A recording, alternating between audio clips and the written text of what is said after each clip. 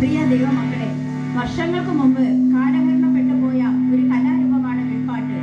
ആ കലാരൂപത്തെ മുട്ടയ്ക്കാട് ഭവന സംഘക്കാർ പഴയ നിയമത്തിലെ ന്യായാധിപന്മാരുടെ പുസ്തകത്തെ ആസ്പദമാക്കി വിൽപ്പാട്ടിൽ കൂടെ ഞങ്ങളിവിടെ അവതരിപ്പിക്കുന്നു.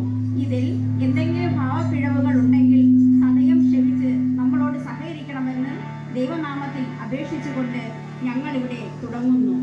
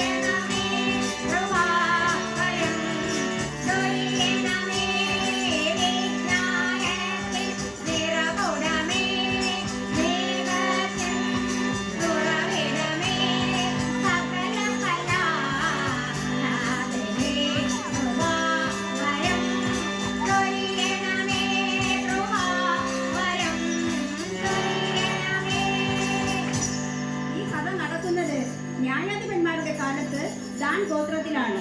ഇസ്രായേൽ മക്കൾ യഹോവയ്ക്ക് അനിഷ്ടമായത് ചെയ്തതിനാൽ യഹോവ അവരെ 40 സംവത്സരം ഫെലിസ്ത്യരുടെ കയ്യിൽ ഏൽപ്പിച്ചു.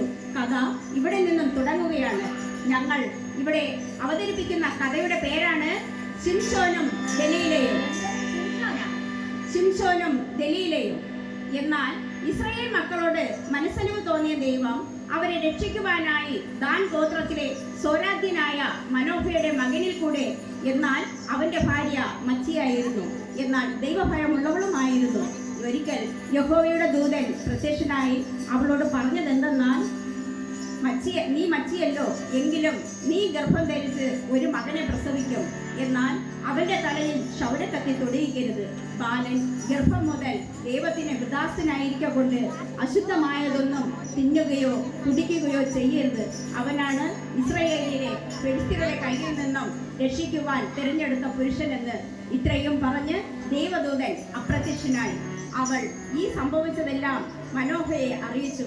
അവർ അത്യധികം സന്തോഷിച്ചുകൊണ്ട് ദൈവസന്നിധിയിൽ പ്രാർത്ഥിച്ചു.